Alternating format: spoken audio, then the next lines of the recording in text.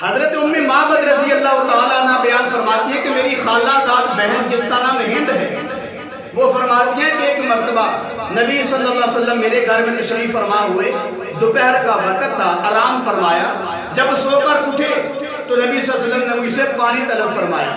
حضرت ہند فرماتی ہیں میں نے نبی صلی اللہ علیہ وسلم کی خدمت میں پانی پیش کیا، اللہ کے نبی صلی اللہ علیہ وسلم نے سب سے پہلے اپنے ہاتھ مبارک دھوئے، اس کے بعد اپنے منہ مبارک میں پانی ڈالا، کلی کی، اور فرمایا کہ وہ جو کلی والا پانی تھا میرے گھر کے ساتھ ایک خشک جڑ پڑی ہوئی تھی اس کو اوپر ڈال دیا۔ تو حضرت ہند فرماتی ہیں کہ اگلے ہی دن میں نے دیکھا کہ وہ جو جڑ ہے وہ بالکل سرسبز و شاداب چھوٹا سا پودا بنا ہوا ہے۔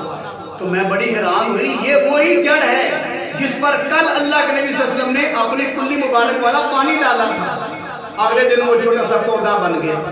وہ فرماتے کہ وہ پودا بڑا ہوا، اس سے خوشبو کی لپٹیں آیا کرتی تھی، جب اس کے پاس سے گزرتے تھے حضرت ہند فرماتی ہے کہ اس سے خوشبو آیا کرتی تھی، اور جب وہ بڑا ہو گیا تو اسے پھل لگا، اور پھل جو ہے وہ فرماتے ہیں کہ نہایت ہی میٹھا پھل تھا۔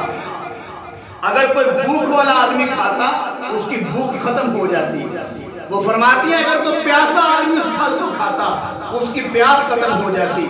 وہ فرماتی ہیں اگر کوئی بیمار آدمی اس پھل کو کھاتا تو اس کو اللہ شفا دے دیتا۔